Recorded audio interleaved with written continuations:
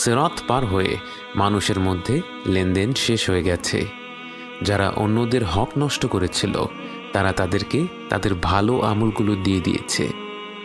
কিছু লোককে ফিরিয়ে দেয়া হয়েছে জান্নাতের দ্বার প্রান্ত থেকে। আল্লাহর অশেষ রহমত আপনার সেই পরিণতি হয়নি।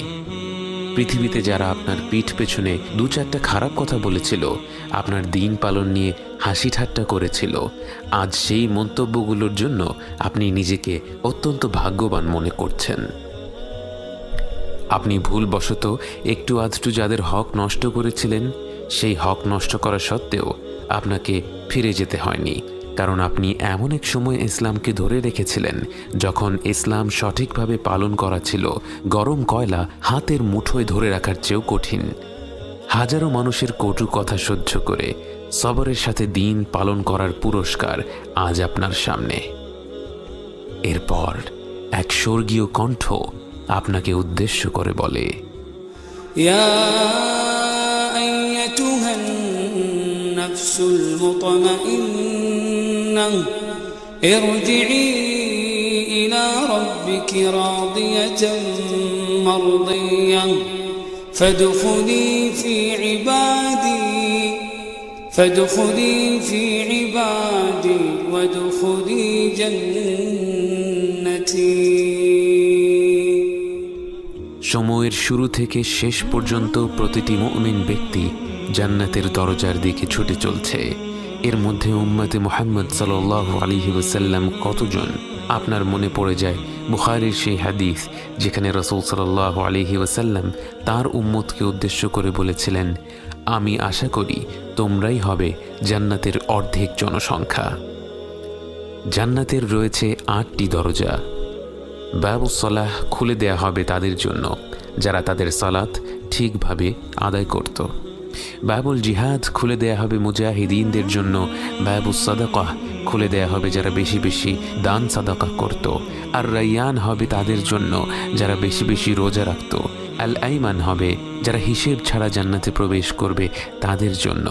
আল কাযিমিন আল গায়ব হবে যারা নিজেদের রাগ নিয়ন্ত্রণ করত এবং অন্যদের ক্ষমা করে দিত। এছাড়াও হজ পালনকারীদের জন্য থাকছে বাবুল হজ এবং ঘন ঘন আল্লাহকে স্মরণকারীদের জন্য থাকবে বাবুল যিকর। কারো কারো জন্য জান্নাতের একটি দরজা খোলা থাকবে, কারো কারো জন্য একাধিক দরজা খোলা থাকবে, কারো কারো জন্য জান্নাতের সব কটি দরজা খোলা থাকবে। আল্লাহ যেন আমাদের জন্য জান্নাতের প্রতিটি দরজা উন্মুক্ত করে দেন। আপনি জান্নাতের একটি দরজার দ্বার প্রান্তে, কিন্তু একে আপনি দরজাই বা বলেন কি করে? এ এত প্রকাণ্ড এক প্রবেশ পথ যে এর দুপাশ কোথায় গিয়ে শেষ হয় চোখে দেখা যায় না। মুসলিম হাদিসে বর্ণিত আছে, রাসূল সাল্লাল্লাহু আলাইহি ওয়াসাল্লাম বলেছেন, জান্নাতের দরজার এক পাশ থেকে আরেক পাশ হলো 40 বছরের যাত্রা। জান্নাতের দরজা খুলে দেওয়ার জন্য এগিয়ে আসবেন স্বয়ং রাসূল সাল্লাল্লাহু আলাইহি ওয়াসাল্লাম। জান্নাতের রক্ষী ফেরেশতারা তার পরিচয় জানতে চাইবে। তিনি বলবেন, আমি মুহাম্মদ সাল্লাল্লাহু আলাইহি ওয়াসাল্লাম। তখন তাকে বলা হবে, আপনি সেই ব্যক্তি যিনি না আসা পর্যন্ত আমাদের জান্নাতের দরজা খুলে দিতে বারণ করা হয়েছিল। অতঃপর জান্নাতের দুয়ার খুলে দেয়া হলো। এক অদ্ভুত আলো আপনাদের বরণ করে নিল। অগণিত ফেরেশতারা আপনাদের স্বাগত জানানোর জন্য এগিয়ে আসলো। আপনারা প্রবেশ করা মাত্র তারা বলে উঠল, সালামুন আলাইকুম, সালামুন আলাইকুম, আপনাদের উপর শান্তি বর্ষিত হোক। জান্নাতে অগণিত মুমিন বান্দা প্রবেশ করার পর আপনাদের স্বাগত জানানোর জন্য পরিবেশন করা হলো একটি বিশেষ পানীয়। ويسقون فيها كأسا كان مزاجها زنجبيلا عينا فيها تسمى سلسبيلا। শেষ পানি পান করেছিলেন হাউদে কাউসারে। তখন চিরকালের জন্য আপনার তৃষ্ণা মিটে গিয়েছিল। কোনো প্রকার তৃষ্ণা না থাকা সত্ত্বেও জান্নাতের এই পানীয় পান করে এতটা তৃপ্তি অনুভব করবেন তা আপনি কল্পনাও করেননি। সেই অনুভূতিটি প্রকাশ করা সম্ভব নয়। হয়তো এখন থেকে যেসব অভিজ্ঞতা হবে তার কোনোটিই বর্ণনা করা সম্ভব নয়। তাও একটা হালকা ধারণা দেওয়ার চেষ্টা করা যাক। আপনার চারপাশের প্রতিটি মুখ উজ্জ্বল, প্রতিটি মুখ হাস্যোজ্জ্বল। কারো অন্তরে একটি ফোঁটাও মন্দ অনুভূতি নেই, কোনো হিংসা বিদ্বেষ নেই, কোনো আফসোস নেই, কোনো দুঃখ বেদনা নেই। সবাই সবার সুখ দেখে আনন্দিত, সবার মধ্যে এক আশ্চর্য রকমের ভ্রাতৃত্ববোধ কাজ করছে। একে একে নাম ডাকা হবে, সেই অনুযায়ী মুমিন ব্যক্তিরা জান্নাতে প্রবেশ করবে। জান্নাতের সেই অপেক্ষার স্থানে আপনি কতটুকু সময় কাটালেন আপনার জানা নেই। এখানে অপেক্ষা করার সময় আপনার মনে কোনো অস্থিরতা নেই। আপনি বাকি অপেক্ষারত মুমিনদের সাথে হাসি আর আনন্দে সময় কাটাচ্ছেন। অবশেষে আপনার নাম ডাকা হলো। পৃথিবীতে আপনাকে যত ভালো ভালো নামে মানুষ ডেকেছিল, সেই ভালো ভালো নামগুলো ডেকে আপনাকে জান্নাতের ভেতরে স্বাগত জানানো হলো। জান্নাতে প্রবেশ করা মাত্র আপনার অন্তরই যেন আপনাকে বলতে লাগলো আপনার আবাস কোথায়। রাসূল সাল্লাল্লাহু আলাইহি ওয়াসাল্লাম বলেন, প্রত্যেক ব্যক্তি দুনিয়াতে তার ঘর যত ভালোভাবে চিনত, তার চেয়েও ভালোভাবে তার জান্নাতের ঘর চিনবে। আপনি দ্রুত এগিয়ে যাচ্ছেন আপনার ঘরের দিকে, কাউকে কিচ্ছু জিজ্ঞেস করতে হচ্ছে না। সেদিকে যেতে যেতে আশেপাশে যা দেখছেন, আপনার কান যা শুনছে, যা কিছু সুবাস নাকে আসছে, সব কিছুই আপনাকে অভিভূত করছে। অবশেষে আপনি পৌঁছে গেলেন আপনার ঘরে। আপনার অন্তর আপনাকে বলছে এটাই আপনার ঘর। কিন্তু একে তো রাজপ্রাসাদ বললেও কম হবে। স্বর্ণ আর রূপা দিয়ে নির্মিত এক বৃহৎ ভবন আপনার জন্য অপেক্ষা করছে, যার স্থাপত্য শৈলী বাকরুদ্ধকর, প্রতিটি কোণে কোণে যার নৈপুণ্য, যার নিচে খেলা করছে স্বচ্ছ প্রবাহমান নদী, যে পানির শব্দে অন্তর জুড়িয়ে যায়। চারিপাশে ঘন সবুজ, আল্লাহর প্রশংসা বাণী থেকে জন্ম নেয়া হাজারো গাছে ছেয়ে আছে আপনার ঘর। জান্নাতে প্রবেশ করা শেষ ব্যক্তিকে দেয়া হবে এমন এক রাজ্য যা গোটা পৃথিবীর চেয়ে 10 গুণ বেশি। একবার চোখ বন্ধ করে কল্পনা করুন, একটি প্রাসাদ নয়, একটি শহর নয়, একটি দেশ নয়, একটি মহাদেশ নয়, গোটা পৃথিবীর সমান এক সাম্রাজ্য, এবং তার সাথে যোগ করা হলো আরও একটি পৃথিবী এবং আরও একটা, এবং এভাবে করে 10টি পৃথিবীর সমান আপনার রাজ্য। এবং তা হচ্ছে জান্নাতের সবচেয়ে ছোট পুরস্কার। এবং তা তো হচ্ছে পরিমাণের দিক থেকে। মানের দিক থেকে তাকে যা দেয়া হবে তা তো পৃথিবীর কোনো নিয়ামতের সাথেই তুলনা করা যায় না। আপনি আপনার ঘরের দিকে এগিয়ে যাচ্ছেন। আপনার এই রাজ্য পৃথিবীর কত গুণ বেশি বড় আপনার জানা নেই, কিন্তু যেদিকে দুচোখ যায় বিস্ময়কর সব দৃশ্য আপনার মন ভুলিয়ে দেয়। কিন্তু হঠাৎ আপনি থমকে দাঁড়ান। সময় যেন থেমে দাঁড়ালো। স্বর্গীয় এই জগতের সব দৃশ্য যেন মলিন হয়ে পড়ল। আপনার চোখ পড়ল আরেক জোড়া চোখের ওপর। আপনি ভাষা হারিয়ে ফেলেছেন। আপনি ফিরে গেলেন বহু বছর আগের দুনিয়ার সেই জীবনে। মায়া ভরা দুটি চোখের দিকে তাকিয়ে আছেন। প্রথমবারের মতো মন ভরে দেখছেন আপনার জীবন সঙ্গীকে। অজানা সব অনুভূতির ঢেউয়ে ভেসে যায় আপনার হৃদয়। অনেক স্বপ্ন আঁকছেন মনে মনে। চূড়ান্ত স্বপ্ন একটাই, একসাথে জান্নাতে যাওয়া, অনন্তকালের জীবনের সঙ্গী হওয়া। চোখের পলক পড়ল, ফিরে এলেন বর্তমানে। আপনি চেয়ে আছেন সেই অতি পরিচিত চেহারাটার দিকে, কিন্তু সেই চেহারা তো আর আগের মতো নেই। সৃষ্টির সব সৌন্দর্যই তো মনে হয় আল্লাহ তার ভেতরেই গেঁথে দিয়েছেন। আপনি চেয়ে আছেন আপনার স্ত্রীর দিকে, উনি চেয়ে আছেন আপনার দিকে। প্রবাহমান নদীর ছলছল শব্দ আর পাখির গুঞ্জন ছাড়া আর কোনো শব্দের প্রয়োজন হচ্ছে না। কোনো কোনো উলামারা বলেন, জান্নাতে যখন স্বামী স্ত্রী একে অপরকে প্রথমবারের মতো দেখবে, তারা একে অপরের দিকে মুগ্ধ হয়ে চেয়ে থাকবে 40 বছর। আপনার মনে হলো 40 বছর তো নয়, যেন 2-1 মুহূর্ত কেটেছে মাত্র। যতই দেখছেন ততই মন ভরে যাচ্ছে, আবার মনে হচ্ছে এখনো মন ভরেনি। আপনি আর আপনার জীবন সঙ্গী, অনন্তকালের জীবন সঙ্গী, যার সাথে এখন আর কোনো কথা কাটাকাটির সুযোগ নেই, যিনি আপনার কোনো কাজে আর বিরক্ত হবেন না, যার সাথে এখন হবে ভালোবাসার সম্পর্ক, যা দিন দিন কমবে না বরং বেড়েই চলবে। সেই ভালোবাসার মানুষটাকে নিয়ে আপনি ঘুরে দেখতে লাগলেন আপনাদের জান্নাতের আবাস। উপরে আকাশমণ্ডলী ভরা উজ্জ্বল নক্ষত্রের ন্যায় কি যেন জ্বলজ্বল করছে। আপনারা বুঝতে পারেন তারা হচ্ছেন জান্নাতের আরও ওপরের স্তরের জান্নাতবাসীরা।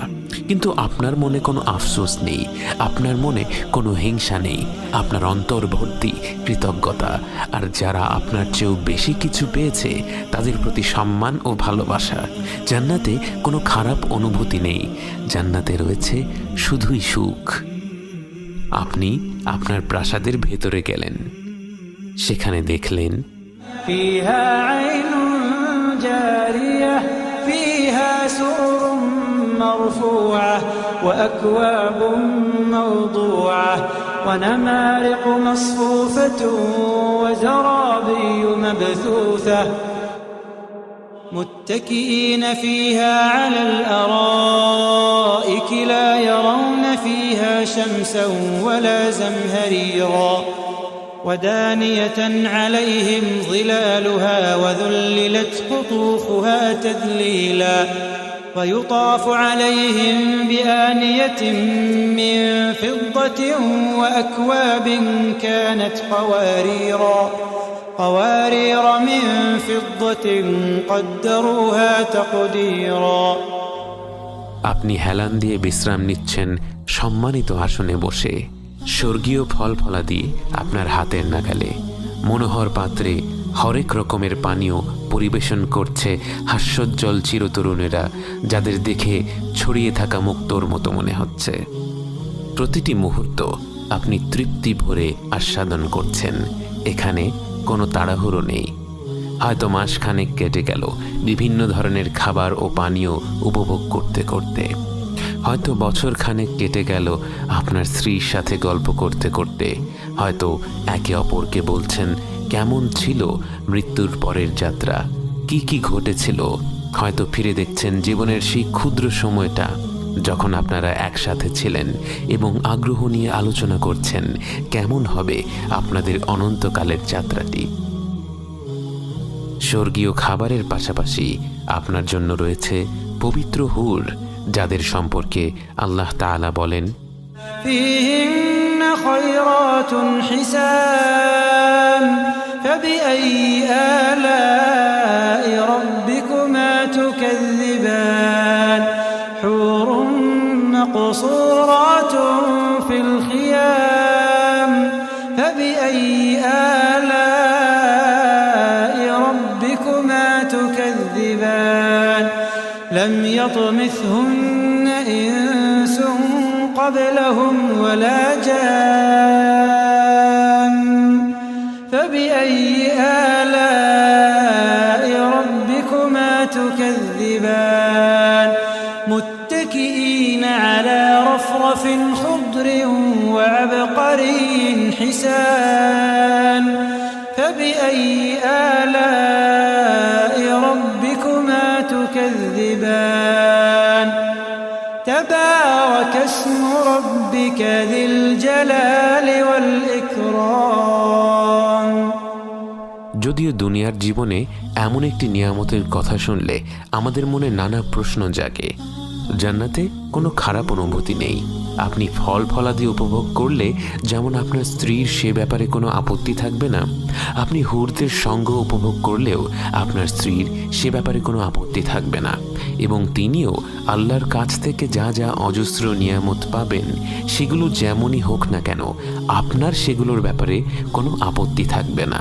আপনারা একে অপরের জন্য খুশি থাকবেন এবং প্রত্যেককেই আল্লাহ যার যার প্রকৃতি অনুযায়ী নিয়ামত দিবেন এবং তিনি আল আলিমুল হাকিম। কিন্তু জান্নাতের পুরোটা সময় তো আপনি শুধু আপনার আবাসেই কাটিয়ে দেবেন না। জান্নাতবাসীরা একে অপরের সাথে দেখা করবে, গল্প করবে, আনন্দ করবে। আপনি দেখা করতে গেলেন আপনার বাবা মায়ের সাথে, আপনার দাদা দাদি নানা নানির সাথে। পরম আনন্দের এই মুহূর্তের সবচেয়ে অদ্ভুত বিষয়টি হলো জান্নাতে আপনারা সবাই সমবয়সী, কারণ জান্নাতে সবার বয়স পৃথিবীর ৩৩ বছর বয়সের সমতুল্য এবং সেখানে কারো বয়স একদিনও বাড়ে না। আপনারা সবাই মিলে অনেক অনেক গল্প করলেন। গল্পের মাধ্যমে জানতে পারলেন আপনার পূর্বপুরুষেরা কিভাবে প্রথম ইসলাম গ্রহণ করলো, কিভাবে তাদেরকে ইসলামের দাওয়াত দেয়া হয়েছিল। আপনি খুঁজে বের করলেন সেই ব্যক্তিকে যিনি আপনার জন্মের ৫০০-৬০০ বছর আগে আপনার এক পূর্বপুরুষকে ইসলাম সম্পর্কে বলেছিল, যার প্রচেষ্টার ফলে আপনার বংশের হাজারো মানুষ সহজেই ইসলাম গ্রহণ করে ফেলেছে। জান্নাতের রয়েছে একটি সুক বা বাজার, কিন্তু জান্নাতের বাজারে তো ক্রয় বিক্রয় করার কিছুই নেই, বরং সেখানে মানুষ যাবে একে অপরের সাথে দেখা সাক্ষাৎ করার জন্য। সেখানে আপনার সুযোগ হলো স্বয়ং রাসূলুল্লাহ সাল্লাল্লাহু আলাইহি ওয়াসাল্লামের সাথে কথা বলার। যদিও তার সাথে কথা বলতে চায় এমন কোটি কোটি জান্নাতবাসী রয়েছে, কিন্তু আপনি তার সাথে মন ভরে কথা বলার সুযোগ পেলেন, কারণ জান্নাতে সময়ের কোনো অভাব নেই। আপনি গল্প করলেন আবু বকর, ওমর, ওসমান ও আলী রাদিয়াল্লাহু আনহুমের সাথে, কথা বললেন ইসলামের ইতিহাসের শ্রেষ্ঠ ব্যক্তিত্বদের সাথে। আপনি তাদের সাথে যতটা উৎসাহ নিয়ে কথা বলছেন, তারাও আপনার সাথে ততটাই উৎসাহ নিয়ে আলাপ করছে, বিস্ময় ভরে আপনার জীবনের গল্প শুনছে। এত বেশি ফিতনার সময় জন্মগ্রহণ করেও তুমি কিভাবে তোমার দিনকে ধরে রাখলে? আপনি বললেন, এ ছিল শুধুই আল্লাহর নিয়ামত। তিনি আমাদের ভুলগুলো ক্ষমা না করলে আমরা কখনোই আজ এখানে থাকতে পারতাম না। আল্লাহর রহমত, ভালোবাসা আর নিয়ামতে ডুবে থাকা প্রতিটি জান্নাতবাসী তখন মনে করছে তাদের আর কোনোই চাওয়া পাওয়া নেই। মানুষ যে সৃষ্টিগতভাবেই এমন যে তাকে এক পাহাড় সমান স্বর্ণ দেয়া হলে তার মনে 2 পাহাড় সমান স্বর্ণ পাওয়ার আশা জাগে, যে স্বভাবগতভাবেই একটু বেশি চাইতেই থাকে, কখনো সন্তুষ্ট হয় না, সেই মানব সন্তানকে জান্নাতে এত বেশি নেয়ামত দেয়া হয়েছে যে সে সেখানে পুরোপুরি সন্তুষ্ট। তার অন্তরে আর কোনো চাহিদা নেই। প্রতিটি মুহূর্তেই আনন্দ, প্রতিটি মুহূর্তেই তৃপ্তি, আর সেই তৃপ্তি কেবল বেড়েই চলছে। এমন অবস্থায় একটি ঘোষণা শোনা যায়, হে জান্নাতীরা। সেই কণ্ঠ শুনে প্রতিটি অন্তর তীব্র ভালোবাসা আর শ্রদ্ধায় কেঁপে ওঠে, কারণ এ তো স্বয়ং আল্লাহ তাআলার কণ্ঠ। জান্নাতবাসীরা বলে ওঠে, হে আমাদের রব, আমরা উপস্থিত আছি, সমস্ত কল্যাণ আপনারই হাতে। আল্লাহ তখন জিজ্ঞেস করবেন, তোমরা কি সন্তুষ্ট? সবাই বলে ওঠে, হে আমাদের রব, আমরা কেন সন্তুষ্ট হব না? আপনি আমাদের এমন সব জিনিস দিয়েছেন যা আপনার সৃষ্টি জগতের অন্য কাউকে দেননি। সবার অন্তর যখন কৃতজ্ঞতায় ভরে উঠছে, তখন সবাইকে হতভম্ব করে দিয়ে আল্লাহ তাআলা জিজ্ঞেস করলেন, আমি কি তোমাদের এর থেকে আরো উত্তম কিছু দান করব না? সবাই বাকরুদ্ধ হয়ে যায়, যেই জান্নাতে প্রতি মুহূর্তে এমন সব দৃশ্য, এমন সব শব্দ, এমন সব ঘ্রাণ, এমন সব স্বাদ, এমন সব অনুভূতি যা মানুষ কখনো কল্পনাও করতে পারেনি, যে নিয়ামতগুলো প্রতি মুহূর্তে হয়ে উঠছে আরো বেশি আনন্দদায়ক। এমন নিয়ামতের চেয়ে উত্তম পুরস্কার আর কি হতে পারে? সবাই বলে উঠল, হে রব, এর চাইতে উত্তম আর কি হতে পারে? তখন আল্লাহ বললেন, আমি তোমাদের উপর আমার সন্তুষ্টি স্থাপন করব। এরপর তোমাদের উপর আমি আর কখনো অসন্তুষ্ট হব না। আল্লাহ আপনাকে নিয়ে পুরোপুরি সন্তুষ্ট। আল্লাহ এই অনন্তকালের জীবনে আপনার কোনো কাজে, কোনো কথায়, কোনো চিন্তায় আর কখনো রাগ করবেন না, কখনো অসন্তুষ্ট হবেন না। এই প্রথমবার মনে হলো আপনার গোটা অস্তিত্ব যেন সত্যিকার অর্থে সার্থক হলো। এবং এরপর সেই মুহূর্ত যার জন্য প্রতিটি আত্মা যেন সৃষ্টি হওয়ার পর থেকেই অধীর অপেক্ষায় ছিল। সেই মুহূর্ত, যে মুহূর্ত প্রতিটি অন্তর খুঁজে বেরিয়েছে প্রকৃতিতে, ভালোবাসায়, উদারতায়, ভ্রাতৃত্ববোধে, সৌন্দর্যে ভূমিষ্ঠ হওয়ার পর থেকে প্রতিটি ক্ষণে কিন্তু কোথায় যেন কোনো এক কমতি ছিল, তা ঠিক বুঝতে পারেনি। সবাইকে বাকরুদ্ধ করে দিয়ে আল্লাহ তার ও তার বান্দাদের মধ্যে থেকে তার হিজাব উঠিয়ে নেন। প্রতিটি বান্দা উপরে তাকিয়ে দেখছে, তাদের সামনে স্বয়ং আল্লাহ তাআলা হাজির হয়েছেন। আপনি আল্লাহকে দেখছেন, আপনি আল্লাহকে দেখছেন, আপনি আল্লাহকে দেখছেন।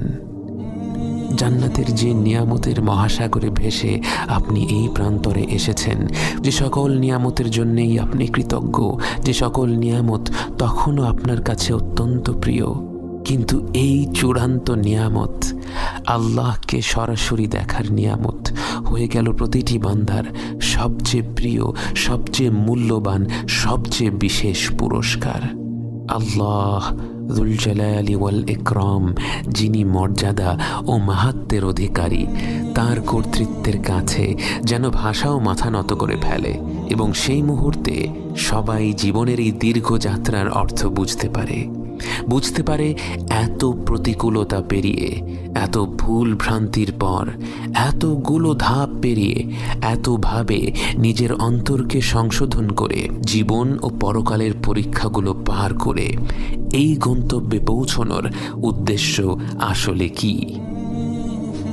এক নিঃসৃত তরল থেকে জন্ম নেয়া মানুষ যে এত দুর্বল, এত অসহায়, এত ক্ষুদ্র, আজ সৃষ্টির প্রতিপালকের সামনে দাঁড়িয়ে তার এতটা নিকটে, তার পরিপূর্ণ সন্তুষ্টি অর্জন করে কোনো প্রকার বাধা ছাড়া তার সাথে সাক্ষাৎ করছে।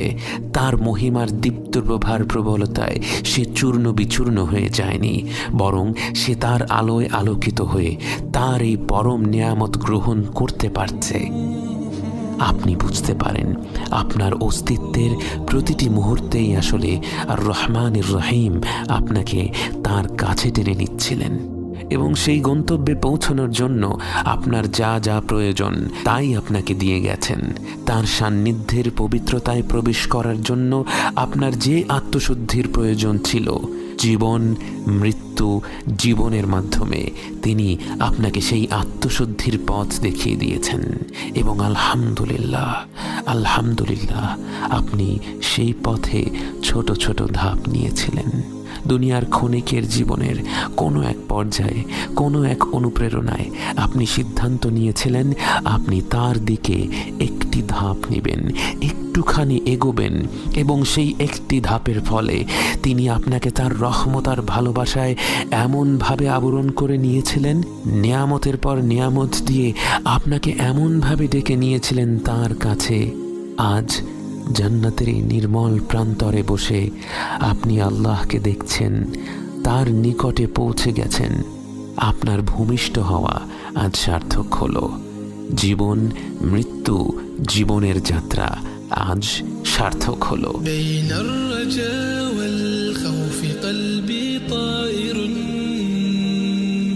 ومن اليقين النور بيض جوانحي فوق السحاب يطير حرا مدركا نسمو كماله للكون وجه آخر نحيا